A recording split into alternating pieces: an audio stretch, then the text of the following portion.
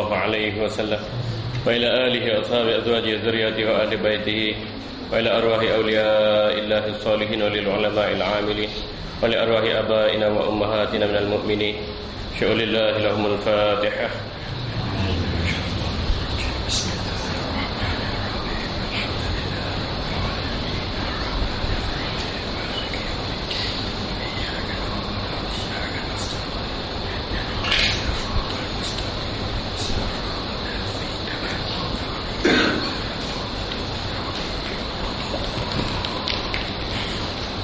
صلى الله العظيم الذي لا إله إلا هو الحي القيوم وأتوب إليه. صلى الله العظيم لنا ولوالدينا ولمشائخنا. صلى الله العظيم لنا ولوالدينا ولمشائخنا ولجميع المؤمنين والمؤمنات من أمة محمد صلى الله عليه وسلم. لا إله إلا الله وحده لا شريك له له الملك وله الحمد يحيي ويميت وهو على كل شيء قدير ولا حول ولا قوة إلا بالله العلي العظيم. اللهم صل وسلم وبارك على سيدنا محمد وعلى آله وصحبه عدد نعم الله الكريم وإفضاله. اللهم صل على سيدنا محمد الفاتح لما أغلق والخاتم لما سبق ناصر الحق بالحق والهادي إلى صراط المستقيم صلى الله عليه وعلى آله وأصحابه حق قدره ومقداره العظيم. اللهم صل صلاة كاملة وسلم سلاما تاما على سيدنا محمد الذي تنحل به العقد وتنفرج به الكرب وتنال به الرغائب وتقضى به الحوائج وحسن الخواتيم ويستسقى الغمام وبوجهه الكريم وعلى آله وصحبه وبارك وسلم في كل لمحة ونفس بعدد كل معلوم لك.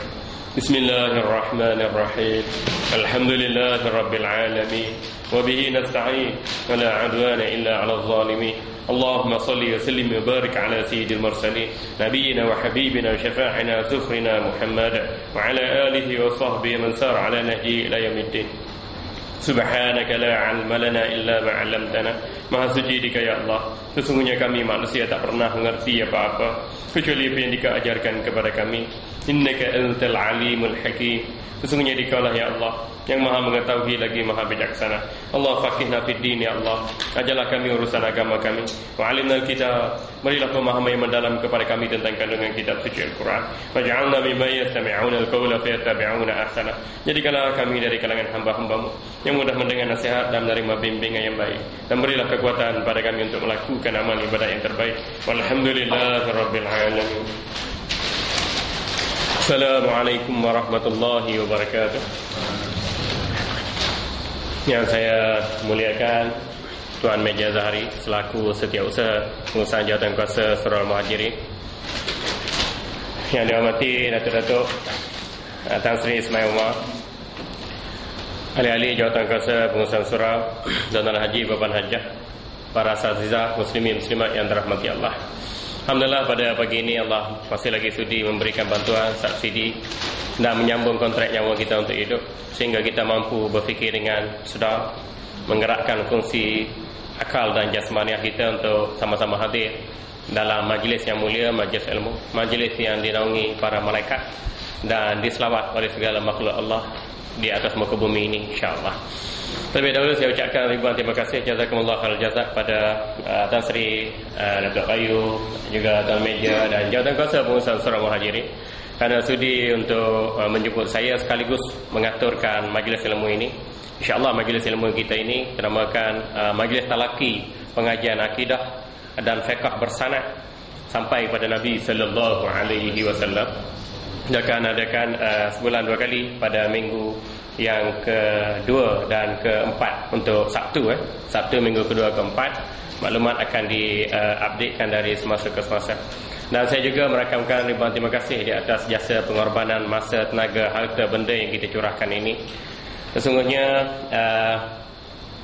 pengorbanan kita ini tidak sia-sia, bahkan mendapat ganjaran yang besar di sisi Allah Subhanahu wa taala. Kalau kita ikutkan dengan tuntutan keduniaan kita nak cari keperluan, hajat, tenaga, usaha untuk benda-benda dunia, tapi kita luangkan masa untuk kerja-kerja agama Allah ini, insya-Allah tak sia-sia pengorbanan kita, insya-Allah.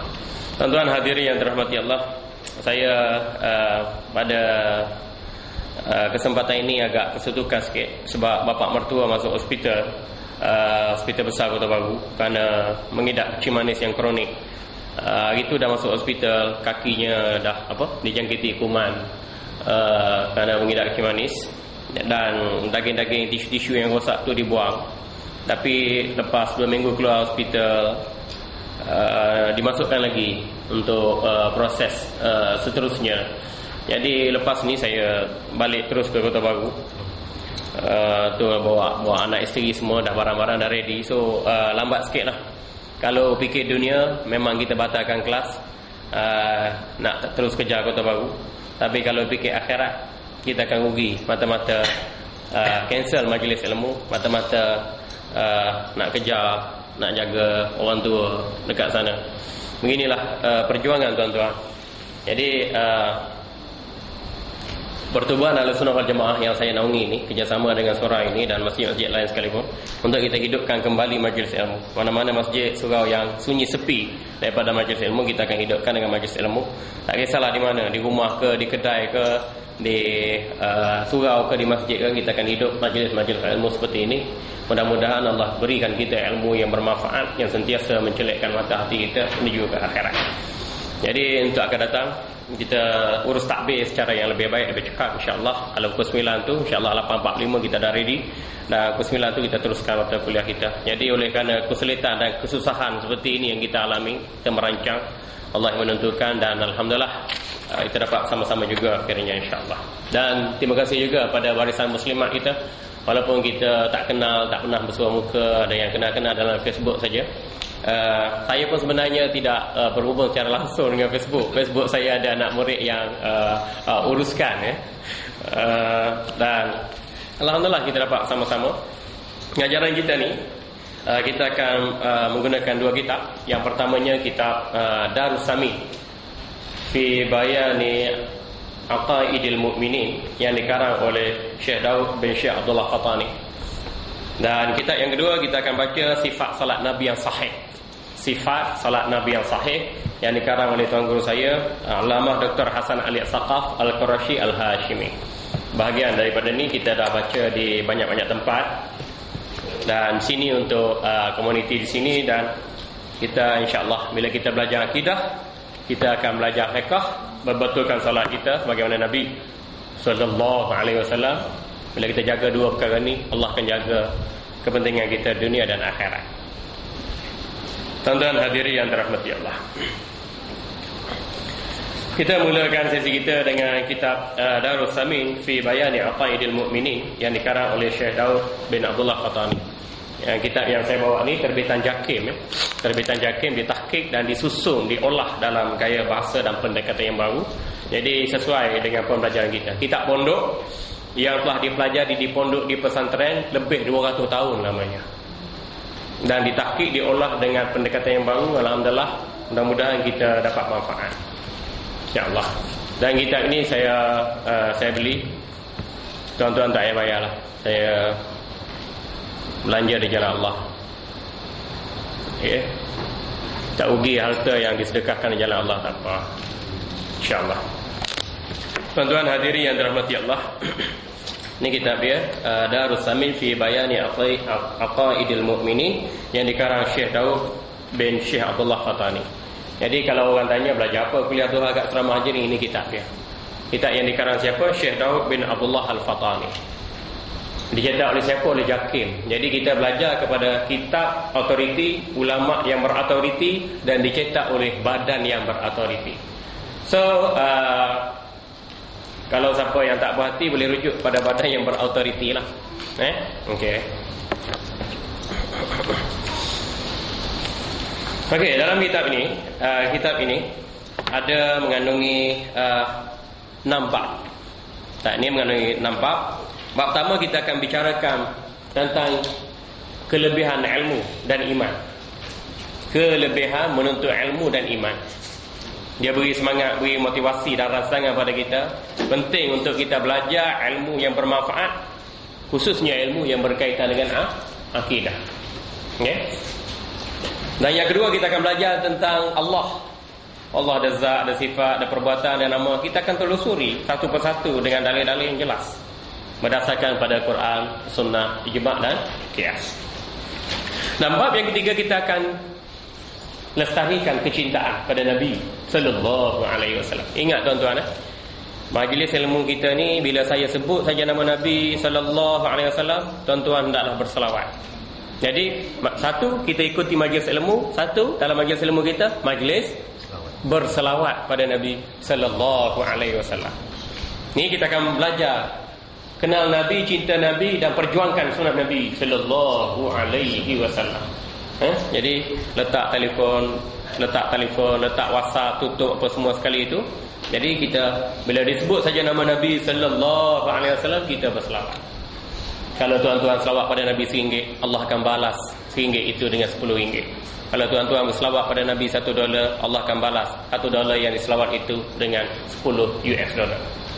Nilai selawat pada Nabi bukan ringgit dan US dollar, renminbi, China, Russian ruble, Korean won ataupun euro. Bahkan nilai berselawat pada Nabi sallallahu alaihi wasallam ganjaran yang besarnya di sisi Allah. Jadi kalau kita penting emas dan perak, ringgit dan dolar, benarnya berselawat lebih penting daripada harta benda dunia dan seisinya. Man shalla alayya marrah sallallahu biha alaihi asyrah. Barang sesiapa yang berselawat padaku sekali, Allah akan balas rahmat kepadanya 10 kali ganda. Jadi dalam majlis ini, bila saya sebut nama Nabi sallallahu alaihi wasallam, tuan-tuan kena buka mulut, bunyikan suara selawat pada Nabi sallallahu alaihi wasallam. Saya yakin dalam majlis saya ni, majlis selawat, malaikat akan datang, tuan-tuan je tak nampak. Jadi bila kita selawat, malaikat selawat pada kita, Allah merahmati kita. Jadi tuan-tuan datang dengan poket kosong, dengan jiwa yang kosong, tuan-tuan sebenarnya balik dari majlis ini datang dengan poket yang penuh, jiwa yang penuh dengan rahmat dan barakah, insya-Allah. Ini kita akan belajar tentang kenabian baginda sallallahu alaihi wasallam, peribadi baginda sallallahu alaihi wasallam, sifat-sifat baginda sallallahu alaihi wasallam. Dan juga akan belajar tentang dalil-dalil, juga darjat kenabian, karamah para wali, karamah para wali.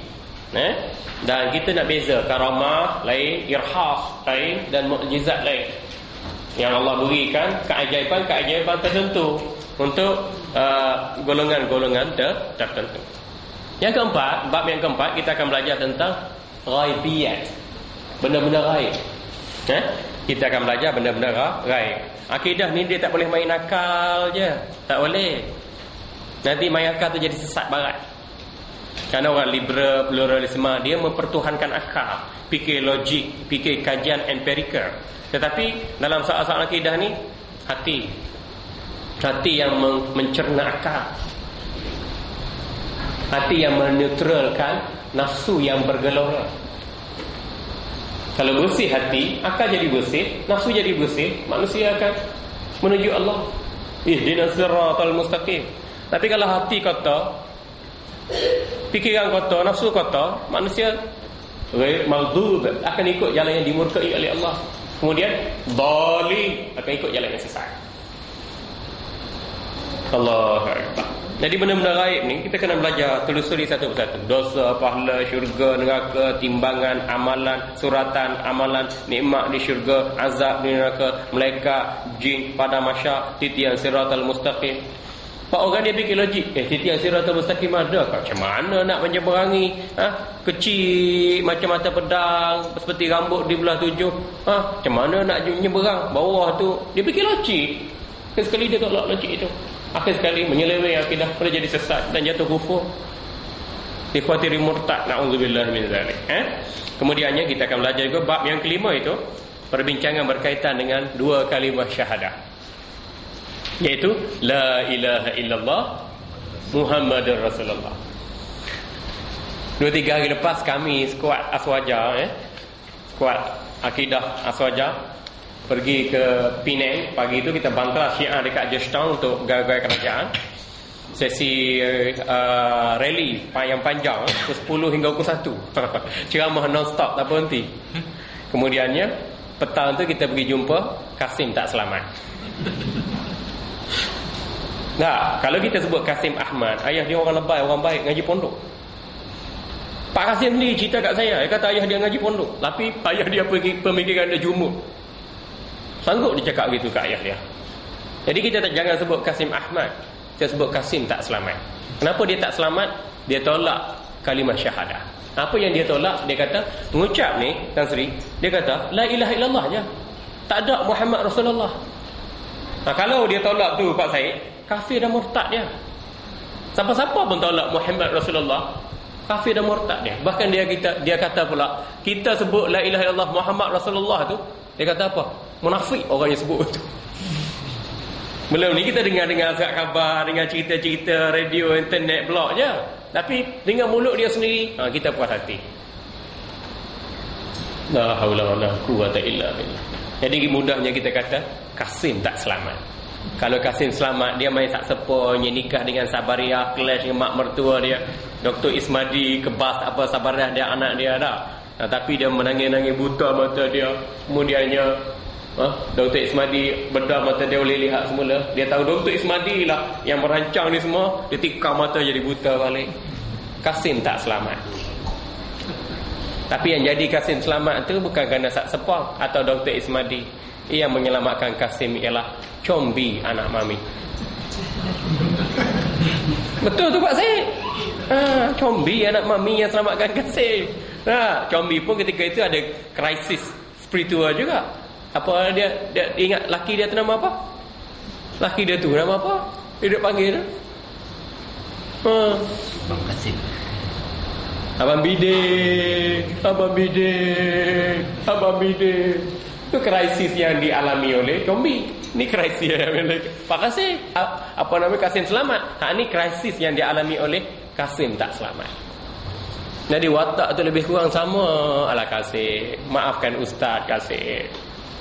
Kenapa kita sebut nama Kasim tu? Sebab berkait dengan akidah. Ni tak belajar hak ni yang jadi gitu ni sendiri. Tak belajar hak ni. Orang sekarang dia fikir dia pandai. Ada apa degree, master, PhD, profesor, datuk, doktor, fikir bijak. Tapi basic tak belajar. Jadi kita ni back to the basic. Okay? Dan yang akhir sekali itu kita buat rumusan terhadap apa yang kita belajar. So, pembelajaran kita ni, kita ada kitab, kita ada guru, kita ada silsilah, kita ada kandungan. Maknanya ada misi dan visi dan objektif yang jelas. Satu, bila habis belajar ni, saya akan negarakan tuan-tuan ijazah, satu ijazah am yang saya belajar akidah daripada tok guru saya sampai pada Nabi sallallahu alaihi wasallam. Insya-Allah. Okay? Baik. Kita tengok apa mukadimah pada kitab ini. Kita tengok mukadimah pada kitab ini. Okay. Kita tengok mukadimah. Okay, bila data ringkas. Muka surat Roman, XII, Roman. Dia data ringkas pengarang kitab ini. Syekh Daud bin Abdullah Qatani rahimahullah. Mudah-mudahan beliau dirahmati Allah. Nama dan keturunannya, beliau ialah Syekh Wan Daud bin Syekh Wan Abdullah bin Syekh Wan Idris. Dipanggil juga Syekh Wan Seni. Ibunya Wan Fatimah binti Wan Salamah. Wan ni keturunan bangsawan lah. Wan ni aku keturunan bangsawan ni. Ni semua orang yang bagus-bagus ni. Dulu bangsawan Melayu, tahu tak? Bangsawan Melayu, dia jaga Melayu dia, jaga agamanya, jaga negara dia. Sekarang ni Melayu tak jaga identiti tu. Itu Melayu yang tak jaga agama, Melayu yang hina. Kata Bangla tak jaga agama, Bangla yang hina. Siapa pun tak jaga agama, dia akan dihinakan oleh Allah. Inna akramakum 'indallahi haqqan. Sesungguhnya manusia yang paling mulia di sisi Allah ialah yang paling tinggi ketakwaannya. Jadi kita sukalah parameter ketakwaan kita pagi, petang, siang, malam. Mudah-mudahan kita sentiasa memiliki pengukuhan iman. Ibunya Wan Fatimah binti Wan Salamah binti Tok Bandar Wan Su bin Tok Kaya Ratna Diraja bin Andi Fakih Ali Datuk Maharaja Lela. Orang bangsawan keturunan berpangkat dan rapat dengan Sultan. Sebab tu dia dapat gelaran-gelaran yang hebat, Datuk Maharaja Lela. Ni bukan Datuk Maharaja Lela yang komplot dengan pembunuhan JWW Bush di Pasir Salak tu, bukan. Ni gelaran lain ni. Ni tu sebelah Perak, ni sebelah Patani. Jangan keliru. Beliau dikenali dengan nama Tok Syekh Daud. Nama glamournya Tok Syekh Daud. Orang yang ada ilmu, beramal dengan ilmu dan akhlak mulia, kita panggil Tok Syekh, Pak Syekh. Syekh ni maknanya Tok Guru lah. Dia ada ilmu, beramal dengan ilmu. Bukan istilah orang Melayu kita, tu dah naik syekh, ustaz dah naik syekh, naik marah, naik minyak, naik angin. Itu syekh lain. Itu menggambarkan suasana nafsu manusia. Yang ni kalau panggil Tok Syekh, mana tuan guru lah. Tuan guru lah. Lazimnya orang Melayu persepsi tuan guru, dia pakai jubah, pakai serban, janggut panjang, tu tuan guru. Tu. Lepas tu mesti orang tuan guru ni kena tua, tuan guru. Muda-muda pun boleh panggil tuan guru sebab dia ada ilmu, beramal dengan ilmunya. Bukan maksudnya nak suruh jangan panggil saya Ustaz Zamiha, panggil saya Syekh Zamiha. Bukan begitu. Bukan begitu maksudnya. Jadi pengaplikasian kalimah syekh itu merujuk pada orang yang memiliki ilmu dan beramal dengan ilmu dan mempunyai akhlak yang mulia. Okey. Beliau dikenali dengan nama Tok Syekh Daud, mempunyai 5 orang adik-beradik, iaitu Syekh Abdul Qadir, Syekh Wan Abdul Rashid, Syekh Wan Idris dan seorang adik perempuan bernama Siti Khadijah. Siti ni asal dari bahasa Arab, daripada kalimah sayyidah. Sayyidah ni kita letak datin seri apa atau puan seri lah. Tu puan ke? Sayyidati kita panggil. Sayyidah ni tu puan lah kita kata. Puan besar. Sayyidah. Tapi kalau kita nak kata puan besar saya, maknanya Sayyidati. Jadi kalimah tu Sayyidati Aisyah. Mana kita beri protokol yang bersifat menghormati. Puan besar kita Aisyah, puan besar kita Khadijah, puan besar kita Sayyidatina Fatimah Az-Zahra binti Rasulillah sallallahu alaihi wasallam. Selawat kalau tengok mulut masih kaku lagi. Mungkin ni latihan di peringkat permulaan. Ustaz-ustaz lain dia punya pendekatan, saya punya pendekatan saya. Jadi apa saja pendekatan yang baik untuk kita terselawat. Mungkin mulut kita banyak isap-opok, mulut kita banyak ngumpat, banyak makan benda yang tak betul. Jadi bila sebut nama Nabi, bibir nak buka tu berat. Tak apa, tu proses permulaan. Lama-lama kita rasa seronok, selawat rasa seronok, selawat rasa seronok. Kok bila kita duduk selawat majlis ilmu ni, tuan-tuan balik tidur tengah hari belum solat zuhur, mimpi jumpa Rasulullah, alhamdulillah rezeki. Dan kita nak mimpi jumpa Rasulullah, berapa banyak kita selawat pada baginda sallallahu alaihi wasallam. Baik. Kelahiran dan kematian. Beliau dilahirkan di kampung Parit Marhum, Kerisik, Patani, Selatan Thailand. Namun tarikh lahirnya yang tepat tidak dapat dipastikan kerana catatan pada penyelidik berbeza, iaitu sama ada tahun 1133 Hijriah atau 1153 Hijriah. Beliau meninggal di Taif. Taif ni bawah tu dia letak 60 batu atau kira-kira 110 km dari Mekah. Okey. Beliau meninggal di Taif dan dikebumikan di sana bersebelahan dengan makam Sayyidina. Sayyidina ni kita panggil kalimah hormat untuk tuan kita, iaitu Ibnu Abbas radhiyallahu anhuma. Ibnu Abbas ni sahabat Nabi sallallahu alaihi wasallam dan beliau juga merupakan sepupu baginda sallallahu alaihi wasallam. Dia di kalangan sahabat yang meluasi dan mendalam ilmunya sehingga Nabi sallallahu alaihi wasallam mendoakan beliau, Allahumma faqihu fid din wa alimhu ta'wil. Ya Allah, ajarkanlah Ibnu Abbas ini pengetahuan yang mendalam tentang urusan agama dan ajarkanlah ia pengetahuan yang mendalam tentang takwil Al-Quran. Untuk itu Ibnu Abbas benar-benar direalitikan dengan sabda Nabi sallallahu alaihi wasallam menjadi mufassir agung di kalangan sahabat Nabi sallallahu